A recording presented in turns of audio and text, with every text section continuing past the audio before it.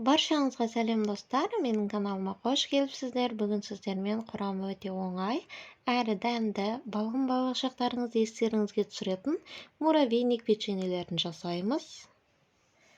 Ол үшін жұмыртқаға қасықтың ұшында разрыхитель қосамыз. Және бөлме температурасындағы сары май немесе маргарин қосамыз. Мен маргарин қолдандым. Барлығын жақсылап араластырып аламыз.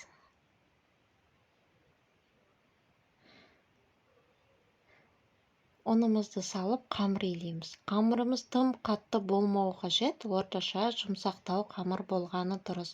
Онда нақты мынанша деп айта алмаймын. Қамыр осындай жұмсақтау болса жеткілікті.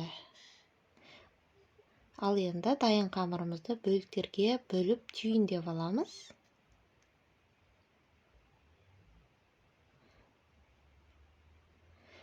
Тап-таза пакетке салып, морозильникке қатқанша қоямыз. Міндетті түрде қамырдың қатты болып қатқаны дұрыс.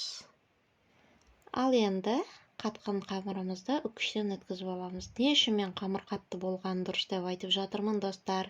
Себебі қамырларыңыз қатты болған сайын үккіштен өте майда болып өтеді. Тесталарыңыз майда болып піссе, печеньелеріңіз прям шикарный болып үгітіліп тұрады ғой, достар.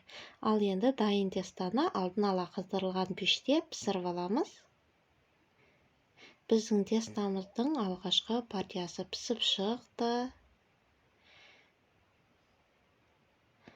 Барлығын осылай пісіріп болғаннан соң қолымызбен майдалап үгітіп жібереміз. Қаншалықты майда болса, соншалықты жақсы. Міне біздің корждарымыз уже дайын. Ал енді үстіне тек қана молоко құямыз. Молоконы да байқап тұрғандарыңыздай көз мөлшерімен құйып жатырмын. Тек араласып барлығының басы біріксе болды. Көп құюдың қажеті жоқ, себебі корждар бір-біріне жабыспай қалуы мүмкін. Міне біздің корждарымыз дайын. Өзіңіз қалаған формаға келтірсеңіз болады. Мен осылай үнемі стаканға салып, стаканчик печеньелер жасаймын.